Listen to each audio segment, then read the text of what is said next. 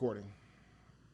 Welcome to Three Black Guys with the Mic, the podcast for politics, hip-hop, and the urban community. Spud is here, Lamont Hayes, and my man Maynard Scales. We are joined by six-time Congresswoman, first Black woman to be elected to the House in Georgia, former presidential candidate for the Green Party, activist and author, Miss Cynthia McKinney is here. Miss McKinney, thank you so very much for joining us. How are you today? Well, I'm doing okay. Everyone, who's surviving COVID-19, that's a story in and of itself. But, it takes us places that we've never been before. And we have to watch out for a pernicious government that will take us into places that we don't want to go. Yeah, so, and I want to dive into that, but I want to first kind of go back into your history, if I can, and kind of bring it all the way, forward. I'm extremely just excited to have a conversation with you because you have depth of history, not just, overall, but especially in Atlanta, even starting out with your dad, because your dad was one of the first African-American police officers, in Atlanta. And it's amazing because I'm watching the Atlanta child murders right now. And he was one of those, first African-American police officers that weren't able to actually arrest white men in his day. He was one of those, saying, how was your upbringing in Atlanta during that time? Oh, my gosh. Okay. During the time when he started on the police force, well, let me even go back a little bit further than that. So my dad was served in the Army in World War II. And of course, in World War II, they were fighting for democracy. Right. So my dad was over in Europe doing whatever they allowed the Black soldiers to do. And he was fighting for democracy. So my dad said, well, let me taste a little bit of this democracy on his way home. So he flies from Europe over to New York and then takes a train from New York down to Georgia. Well, when the train stopped off in South Carolina, my dad said, well, let me taste a little bit of this democracy, because, of course, that was during the apartheid days, what we call segregation in the United States. And so there were white water fountains and black water fountains, or colored at that time. And so my dad drank some white water. Well, he was summarily arrested in his uniform.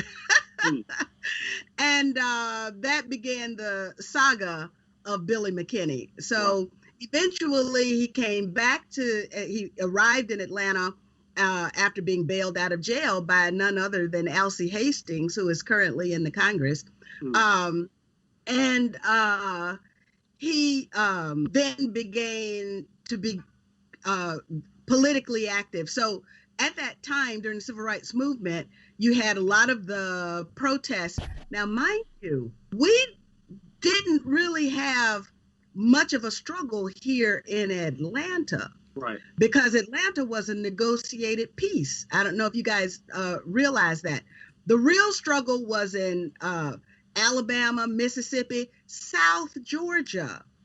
And so what I like to say is that the heart of the Civil Rights Movement would be in Alabama and in Mississippi, but the brains of the movement was in Atlanta. And that's why you know so much about the city of Atlanta is not from that struggle, but it's from the organization of that struggle. Right. And so in Atlanta, then when these events would take place, protests or whatever, or they would bring them into Atlanta, my dad was always under punishment because he would never go along with the program. He's a Black policeman. And so they have these Black police officers, but they can't do anything except police Black people, of course. Right. And so if there's a white male who is in the midst of committing a crime, then the black police officers have to call the white police officers to go arrest him, even though they're standing right there in full uniform. Mm-hmm. These were the kinds of indignities my dad said, I'm not going to accept this kind of treatment. So he would protest. And every time he would protest, then our next door neighbor, who was like the highest ranking black police officer on the force, well, he would get a promotion. So my dad would protest, the neighbor gets a promotion. And that's the way it was. So what we learned was that you make a sacrifice without expectation of reward. And the things that you do because they're your values, they're your principles, they're principles by which you want to live. And so if the system and the powers that be want to punish you because you have values of dignity and you want to maintain your personal dignity, well, then so be it. As a result, my dad was always, he was put on what they call turnkey. And so that meant that he was like the jailer, and Dick Gregory would come through all the time. And every time Dick Gregory would get arrested and my dad would have to guard him in the jail, then Dick Gregory would give my dad a silver dollar. And we had a collection of those silver dollars. Eventually someone broke into the house and they stole the silver dollar. But that was, and my dad, everybody who came through Atlanta and happened to transgress the system or the desires, the wishes of the system, then my dad had to guard them in the jail. So anyway, we learned a lot of, we learned a lot of principles and values as a result of that. And that was the spirit with which then I went into the Georgia legislature and the United States Congress. I knew that the powers that be were not going to reward me for dissenting, but dissension is necessary when the powers that be and the system itself represent something that is pernicious or anathema to you. I listened to one of the conversations that you had, and that conversation was about, in Congress, they were basically telling you, and this is, I guess, specific to 9/11, that this was what the Congress people were supposed to go back and say, and you refused to do that. And so you challenged basically the committee on 9/11, and that was kind of where all of the resistance happened. Well, there was a lot of resistance. Mind you, when I got elected to the United States Congress, I was probably the youngest of the members of Congress at the time. And so I did things differently. And of course, I was Black too. And I was from the South. So Black female, Southern, and younger generation. So I was naturally going to be different. One of the big differences was that I wore my hair natural, which was a big thing back then. I wore African clothes. I wore very colorful clothes, not necessarily African, but colorful things, colorful outfits. So even my look was different. Not only my demeanor was different, but my look was different. And this ruffled some feathers. Quite frankly, it ruffled a lot of feathers, around these establishment white male figures. Well, and the most establishment of all of the white male figures was in the Capitol Hill Police.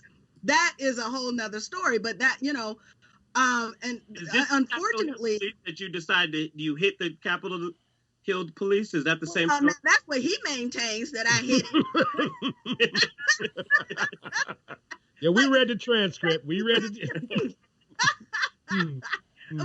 So see, here's the thing: the Capitol Hill Police have been sued by the Black members of the department for several times for racist behavior, and it just so happened that at that particular time, there was a complaint that had been filed by the Black members of the police department, Capitol Hill Police Department, against their authorities. And so they had come to us, some of us, and asked for help. I was one of those persons that they asked for help. So I responded. I can't tell you that the other members of the Congressional Black Caucus responded, but I responded. And I called for the firing of the police officer who couldn't get the N-word quickly enough out of his mouth in reference to his fellow police officers. And I defended the Black police officers. They will tell you this story to the day. And if you look at some of the outtakes that were taken on the American Blackout DVD, you will see them telling their side of the story, which was never told. And so the moment I supported the Black police officers, then that was the beginning. I had problems in the beginning because I was different. But then my problems intensified because I supported the position of the Black police officers.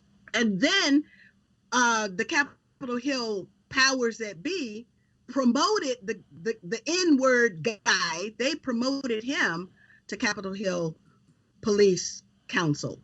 And, that's what generally happens if those people who commit egregious egregious behavior in Washington, D.C. and New York City at the United Nations, those are the ones that don't get fired, they get promoted.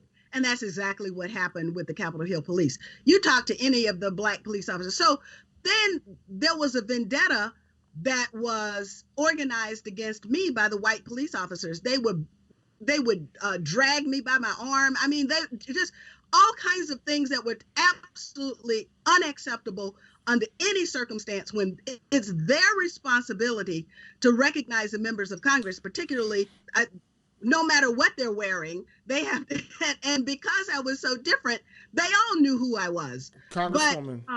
But anyway, I suffered through the attacks from the Capitol Hill Police, and and then one day I didn't have to any longer. So Congresswoman McKinney, I think one of the things you mentioned is a word that we don't often say about our Jim Crow South, about our segregation, but you called it apartheid, I've always thought that why don't we say that enough? Because we obviously we had problems with apartheid, in the latter portion of the Reagan era, but maybe during the Bush era, finally somebody acknowledged it. But we somehow think that we're above it, and or that American exceptionalism exists where we've never done anything wrong and our hands are clean. And I know that you have a host of essays, if you will, about how America creates shithole countries, which is a Trumpism. Can you tell me a little bit about that? Well, that's one of the books. In fact, that's the most recent book that has been published. I edited it. So basically what I wanted to do when President Trump made the unfortunate statement, but probably accurate statement about the existence in certain countries and how people in those countries have to live that makes them undesirable, I thought I would set the record straight. Unfortunately, it's a habit of mine. I always have to set the record straight when these people get it wrong. And but that's why we need you. We need you for that. We need you were just a trouble starter from birth. from that one. So when he said it, actually, it wasn't even my idea. Someone on Facebook sent me a message and said, Cynthia, you need to write a book about that. And I said, okay, I will. And so basically what I did was I got a collection of people from across the political spectrum who have a critique about U.S. foreign policy. And I wanted to make sure that we included the authentic voices. So when we were talking about Africa, with Africa as a whole, I found an African. When we were talking about Puerto Rico, I found a Puerto Rican. When we talked about Vietnam, I found a Vietnamese person. So I wanted authentic voices because that's very important. And I wanted to cover as much territory as I could, given the limitations of, a book that has to be sold at like $19.95, so it can only be so many pages. Well, anyway, I was amazed at how willing people were to participate.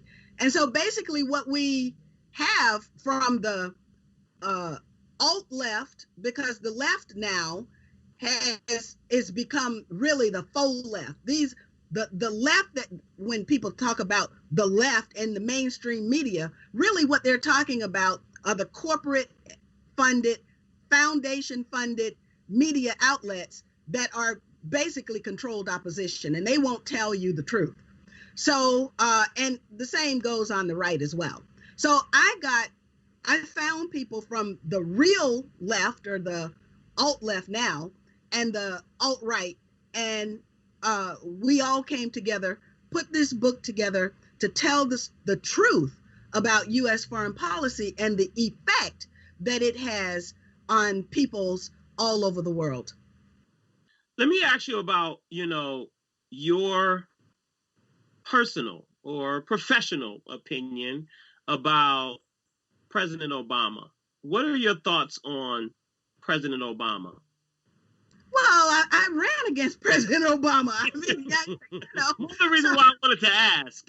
It was 2008. So in 2007, well, you'd have to understand my trajectory as well, because I understood after literally living within the belly of the beast for 12 years, I understood just who was calling the shots. On my email, I don't know if you saw, but I have a comment, something like, I should find it, something like, you fight to get your way to the top only to find that it's the middle. Mm-hmm. Got that? Yeah. You fight to get to the top only to find that it's the middle. Mm-hmm. And so I experienced that phenomenon. So you think that you're electing this person and that person to these are the highest offices in the land when you elect your member of Congress, your House of Representatives, and your senator. When you vote for and elect your president, supposedly these are the highest officials in the land. But even at that, they have bosses. Now, what they don't disclose to you is the fact that they have bosses. So they preen themselves before they come back to the district, because you adore them, because these are the people that you voted for. You adore them. But in actuality, let me just tell you a true story. I won't mention the name, although I should have no business protecting people who have betrayed their constituents. But anyway, that's another story. This is a safe space. You can name names here. You can name names. Safe space. So you know all of the feigned outrage after Hurricane Katrina. And I say feigned because if it's real outrage, then you're going to produce a product. And that product is going to be able to be felt by the people. And so the outrage after Hurricane Katrina was feigned. It was not real. You've got people dispersed throughout the country who are from Louisiana who've never been able to make it back home. Now that's purposeful, and that's not an accident. And if you have 40 members of the Congressional Black Caucus, 40 plus now, who say we're outraged, then that outrage ought to result in public policy change that affects the people who have been victims of the policies or the events that created the outrage. Not so. So anyway, I had one member of Congress to tell me, Cynthia, you just have to accept that when the leadership tell us to do something, we're going to do it. So now this is a very outspoken member of Congress, even today, very outspoken, but is taking orders from someone who doesn't care anything about anybody in our community. And this is the problem. And so Ms. McKinney, hold on. Let's put a pin in it right there, because I want to ask this question. And this kind of goes to where you said Congressional Black Caucus several times. You were a member of the Democratic Party, correct? Yes, that's correct. And then you moved to a different party. So here's my question. What was the reason for the move? And did some of the experiences with the Congressional Black Caucus and the Congress as a whole, did that prompt a move? Why did you leave the DNC? Well, you would have to say that the DNC left me. Uh-oh.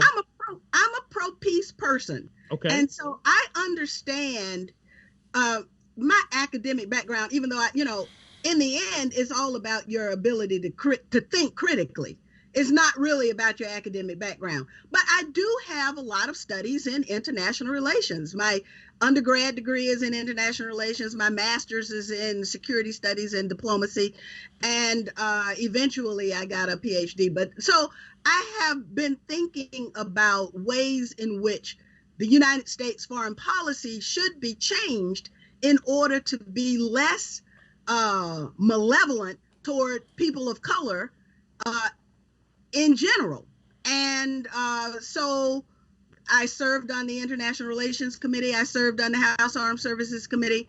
And so from those particular perches, I was able to articulate a vision for the United States and its policy from which many of my colleagues differed. And in fact, I will never forget, Ron Dellums and Pat Schroeder fought very hard for me to get on the Armed Services Committee because security studies was one of my things. And so when they first entered the Congress and decided that they wanted to join the House Armed Services Committee, which has jurisdiction over the Pentagon, guess what? For an entire year, because the boll weevil Dixiecrats who were in charge of the Congress at that time felt that Blacks and women had nothing to say about the Pentagon, U.S. military policy. And so the chairman at that time made them, Dellums and Pat Schroeder, share a chair. Do you hear me? I'm listening. They had to share I'm a listening. chair. They had to share a chair. So, and to show you the progress, then Ron Dellums rose through the seniority system that exists in the Congress to become the chairman. It was absolutely fantastic, right?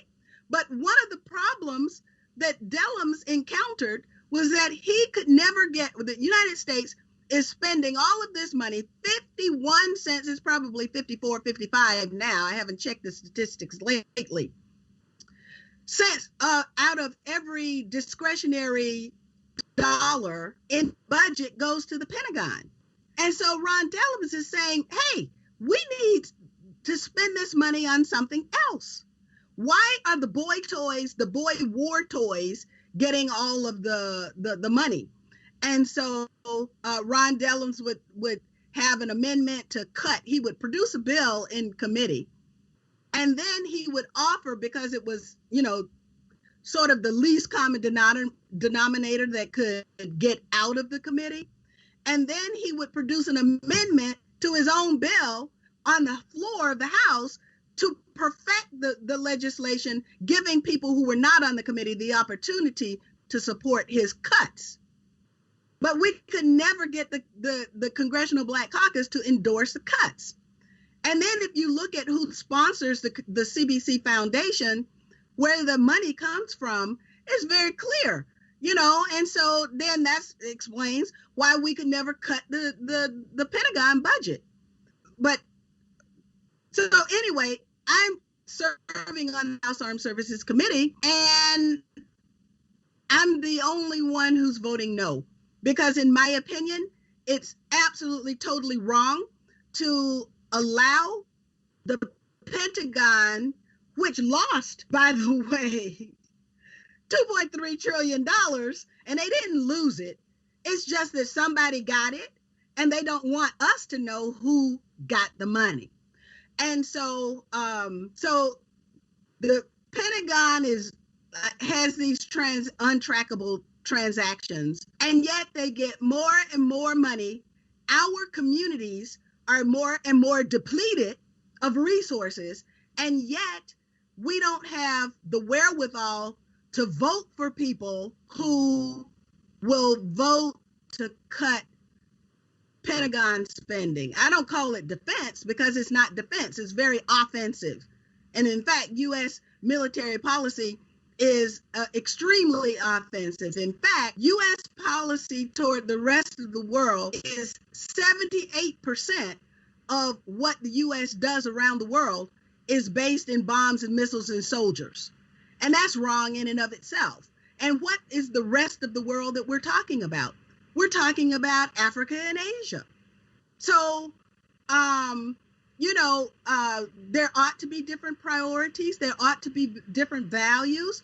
And so, particularly if you're the conscience of the Congress, you ought to articulate those values. And there are a few members of Congress who do that very well. And then there's a whole lot of them who don't. Congresswoman, that's interesting.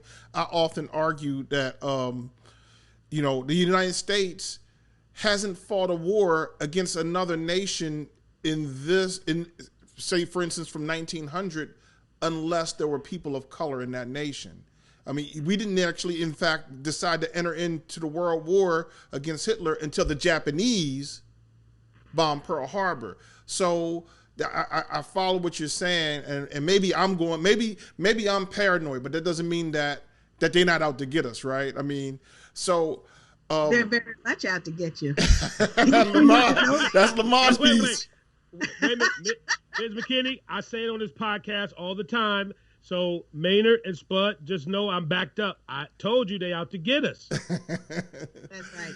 And in fact, so now there is one amendment to your comment, and that is what happened in Eastern Europe with the forced dissolution of Yugoslavia and the creation of Bosnia and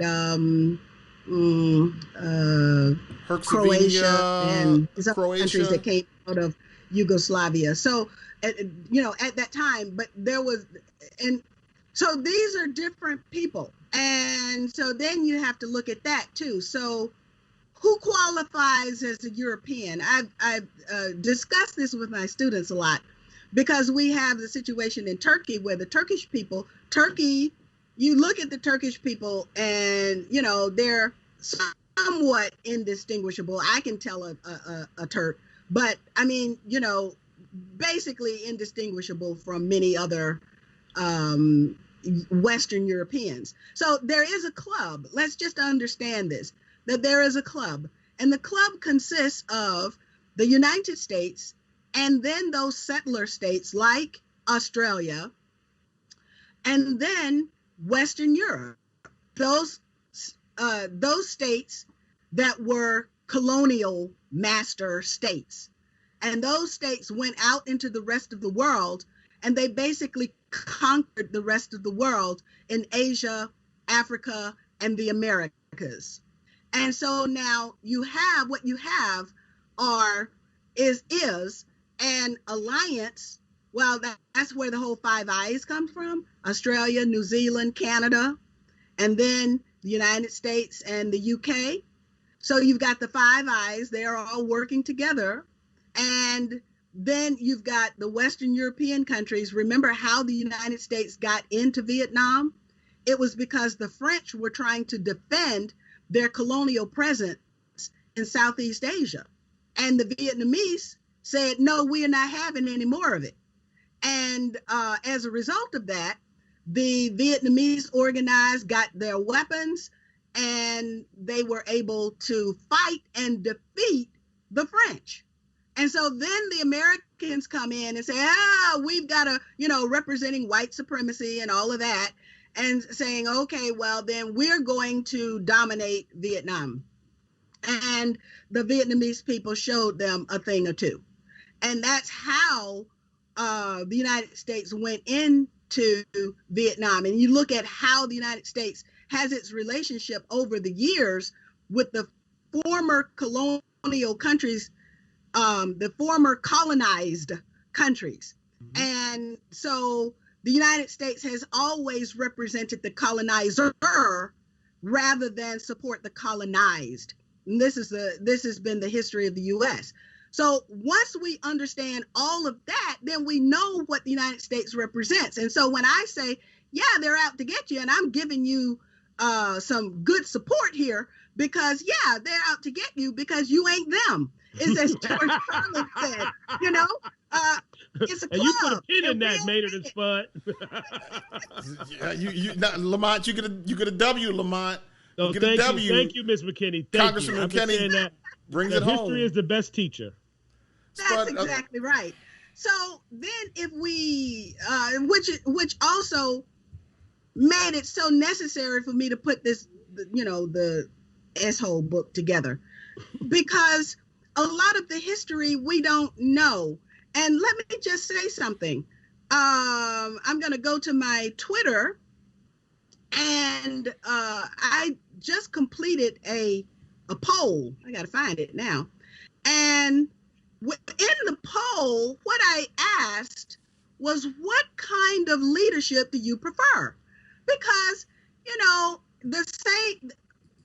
my experience was that the powers that be would find somebody who was, first of all, before they got hip, they would just run anybody against me. They were very interested in making sure that I got the heck out of Washington, D.C., right? And so every 2 years they were redistricting my district, which is only supposed to happen once every 10 years. But every 2 years I was, doing all kinds of. And so then when they got smart, they started running Black people against me. So the powers that be would select a Black person, and then that Black person would, get on the ballot, and they would oppose me. But they're all the time, they've been selected by these people over here who don't care anything about the Black community. And so maybe they'll buy an NAACP banquet ticket every once in a while, but that's about it. Wait a minute, hold on. Bow, bow, bow, bow, shots fired. Wait, Miss McKinney. I'm originally from Detroit. No. I'm sorry, Cynthia. We have, all three of us have all lived in Detroit, where we all know that there's the largest chicken dinner that's given by the NAACP every year. So we know exactly what you're talking about. That's right. Back to what Lamont said in regards to, and what you said, that they're out to get you, and kind of bring it to, this whole COVID-19 and, coronavirus, and what your thoughts are on the coronavirus. I saw in one interview where you said that, don't become an experiment of, Dr. Fauci and the medical swamp. What are your thoughts on this entire coronavirus, and is it a hoax? I mean, okay. Thoughts so about I'm going to get there. So let me go. And I know that with our time, but I want to finish this about leadership, because this is critical. When a community has a politics that is dysfunctional, then you find yourself in a rut and you can't get out of it. And it's that everything you do digs your hole deeper in the rut. That's what we are. That's where we are. And is that in regards to Black folks, or is that or you're speaking about the Democratic Party? I'm talking about people now. So the question that I posed, but this was a general question to everyone, not just Black people. So the question I pose is, what kind of leadership would you rather have? Face. So basically, these are the choices, 3 choices. Do you want someone who's selected by the deep state, selected by the 1/10 of the 1%? Do you want someone like that to be your leader? Or would you like to have someone who's authentic, an authentic community face that has been proven and tested, and that has got your back? The third option was, I don't know the difference. Now this shows the power of the propagandistic corporate and foundation funded media, both in what you would call the alternative media, because some of that is foundation funded, and so they're just the same as the corporate funded media. And 42% on my Twitter page, 42% of those who responded said they don't know the difference. Therein, I believe, lies the problem. And it comes directly from my own experiences. So when the powers that be would go into the Black community and pluck someone out and prop them up and say, this is your leader, and run that person against me, then that person has credibility because they're getting positive media, they're getting everything they need, they're getting the money, and Black people vote for them. So now imagine if we don't know the difference, what kind of leadership do we actually have? And I come back, you guys are from Detroit, but I have a little more experience with Chicago. If you look at Rahm Emanuel, now it just so happens that Rahm Emanuel was the one that selected my replacement in the United States Congress. And because Barack Obama had a relationship with Rahm Emanuel, I'll be quiet. That's all right. But that's all right. You're hitting home too now, but come on with it. Come on. Okay. So when Rahm Emanuel offered himself for mayor of Chicago, he won every precinct in the Black community. Now, instead of supporting the Black candidate or the Latino candidate, Black people supported Rahm Emanuel. But wait. And Spud, I know we got to wrap in a few, but do we always have to go for the Black guy? And as I say to everyone, and I am guilty of this as well, I voted for Barack Hussein Obama the first time because he was Black. That was the only reason why I voted for him. I didn't know his history. I didn't know anything. Everybody said, we're going with the Black dude. But is that always a good practice? And or do we always have to go with the Black guy? Well, I think what you always have to go with is the platform that conforms to your values. Mm-hmm. And so if you end up voting for someone just because they're Black, but they're Uncle Tom, do you win? No, you don't win. Absolutely. So you're not going to be a winner. So absolutely. The point in politics is that we have to be winners. We have to make critically analyzed choices that benefit us. And if there's no benefit, there should be no support. There should be no vote for that person. So Puffy is right. Yeah, so you saying that Puffy is right? So Puffy is right. So, because Puff, that's what Puff said. But Puff said if Joe Biden does not do something for our community, that he is going to hold our Black vote hostage and he won't give it to him. Now, he doesn't have a lot of validity to say that, but at least he was vocal about it. So you're saying that Puff was right.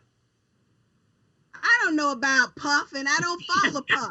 But what I would say is if you have certain principles and certain values, then you should live by those values. So, and that means you should also vote by them as well. So a Herman Cain, Ben Carson ticket is just two Tom?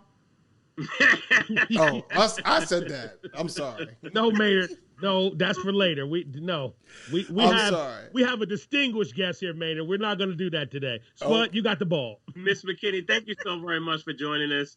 I mean, we have to do this again. We could talk to you for 10 hours. We truly appreciate it. But Spud, we cannot let her go without the top five, man. We gotta. Well, she doesn't even know who Puff is. What makes you think? No, but that's why I said we can broaden it. So Cynthia, this is what we do on the podcast. Okay. Because we do, we are of the hip hop generation, of course, the older end of it. We always ask our guests just speak for yourself. Their top 5 rappers.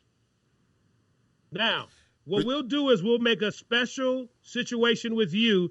If you want to take out rappers and put, some singer or some other artist, we'll make a special for you. but we need your top 5 rappers. Do we say of all time, Maynard? Of all time, and Of all he's time. again, as he said, rappers and or entertainers in the music space. Who are your favorite? Oh my gosh, I have I'm totally deficient in that area. I'm sorry. That's okay because admit it. It's quite all right. That's okay all right. because you've given us some vocabulary. Normally, Lamont always pins me on vocabulary words, and so we had to go back with pernicious and propagandistic and make sure that we are using those properly in the future. Right. Yeah, they gotta get the Google machine out for those. Get the Google machine out. So for people who want to, find out more about your books and, about the things that you do, where do people find you at? Well, I'm available on social media, on Twitter and Facebook. You can find me there. And and I didn't even get a chance to talk about my new book that's coming out, which is When China Sneezes, about my experience in China just prior to the lockdowns. So I was over there and was touring around China while all of this COVID stuff was going on. And we didn't realize it at the time because we were over there on a fact-finding mission trying to find out some other facts about what was being alleged, the propaganda against China. And we just wanted to just January understand that you were there, right? You were like there in early January? That's correct. Yes, that's right. Wow. Well, then That's we definitely have the need for another book come out? conversation. We're putting the final touches on it right now, and I'd love to come back and talk about that because that will lead us into the whole COVID situation. And of course, now since we're writing the book on the COVID situation, there is information there.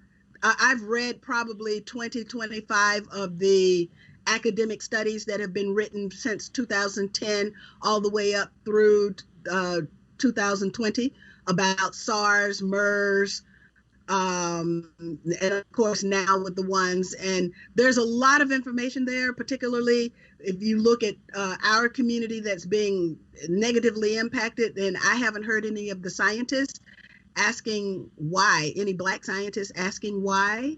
We've got a lot of social scientists who are saying, well, these are the comorbidities that people are talking about.